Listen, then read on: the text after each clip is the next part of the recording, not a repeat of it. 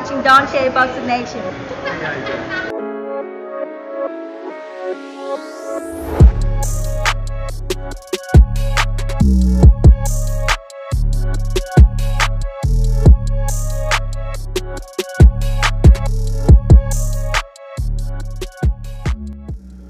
Dante's Boxing Nation, what's going on, guys?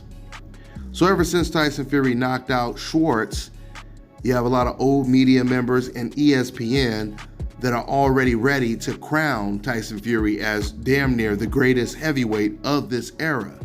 After Tyson Fury's performance, ESPN, they said that performance proves that he's the #1 heavyweight in the world. Now, it would be one thing if they were basing that statement off of Tyson Fury's performance over Deontay Wilder. But if you're comparing what Tyson Fury did to Schwartz and what Deontay Wilder did to his last opponent, Dominic Breazeale, there's no way you can make an assessment like that. At the end of the day, both heavyweights, they put on a great performance. But of course, when it comes to Tyson Fury, because he has the complexion for the protection and his hope insurance is kicking in, it covers everything that he does in the ring and everything that he says outside of the ring. It doesn't matter if Tyson Fury is in the ring with the ice cream man. His hope insurance will cover it. It doesn't matter how many homophobic comments that he makes. It doesn't matter how many anti-Semitic comments that he makes. His insurance will cover it. Matter of fact, I'm gonna get a little deeper into those comments. But before I do, I wanna make this very clear. This video is not so much about judging Tyson Fury. It's mainly about the old media in America and how Tyson Fury is received by them. Tyson Fury's success is exposing the racial double standards that exist in the sport of boxing today, especially in America. I always tell you guys, America is the only country where the American fans will root against their own country if they believe that fighter doesn't have the complexion for the protection.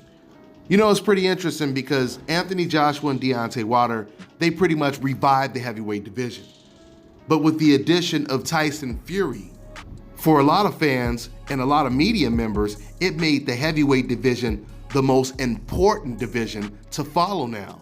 Once again, proving that the sport of boxing, I've always told you guys this, boxing is solely based on race, nationality, and pride.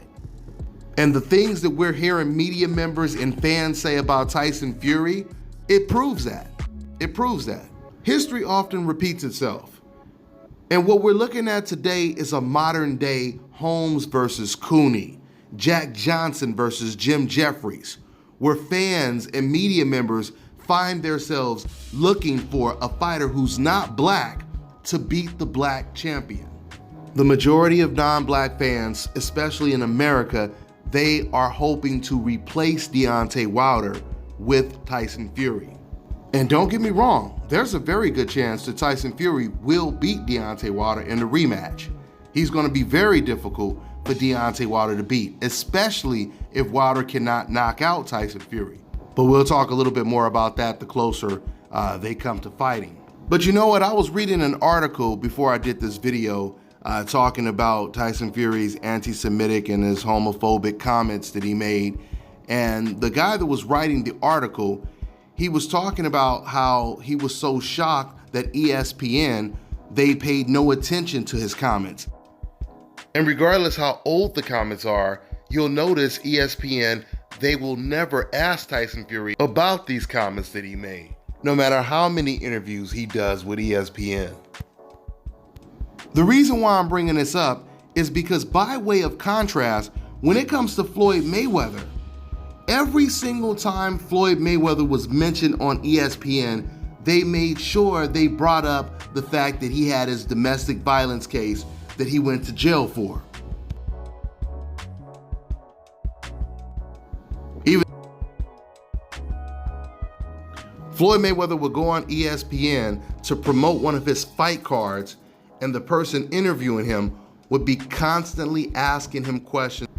And Floyd would be like, look, I've already served my time. I'm not here to talk about that. I'm just trying to promote my fight, etc., etc., etc. But ESPN didn't care. They wanted to make that the focal point. That's what they wanted their viewers to focus on. I even remember leading up to the Mayweather versus Pacquiao fight.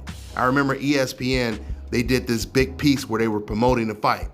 And you know how they show highlights of Manny Pacquiao knocking people out. They're showing him training and everything, right? Keep in mind, when they're showing all these highlights of Manny Pacquiao, they're not showing anything outside of the ring about Manny Pacquiao. It all pertains to boxing and him training for the Mayweather fight, right?